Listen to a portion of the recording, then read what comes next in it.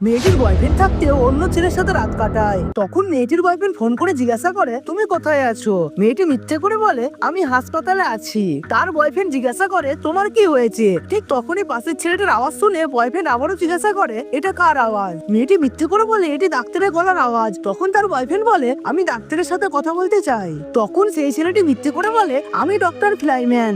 এরপর ছেলেটি মেয়েটিকে বাড়িতে নিয়ে আসে। মেয়েটির বয়ফ্রেন্ড দেখতে পায় মেয়েটির পা ভাঙা। কিছুক্ষণ পর অসুস্থর কারণে ছেলেটি অজ্ঞান হয়ে যায়। মেয়েটির বয়ফ্রেন্ড তখন সত্যিকারের একজন ডাক্তার ডেকে আনে। ডাক্তার এসে ছেলেটিকে পরীক্ষা করার সময় মেয়েটির বয়ফ্রেন্ড বলে ইনি হলেন ফেমাস ডক্টর ফ্লাইম্যান। এই কথা শুনে ডাক্তার এসে বলে তুমি কি মজা করছো, তাহলে আমি কে। তার বয়ফ্রেন্ড তখন বলে তুমি হয়তো ডক্টর ফ্লাইম্যানের মতো দেখতে।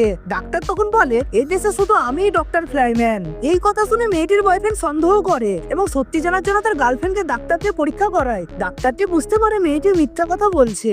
এরপর ডাক্তার মেয়েটির ডান পায়ে প্লাস্টার খুলে বাঁ পায়ে লাগিয়ে দেয় যাতে তার মিথ্যার ফাঁস খুলে যায়।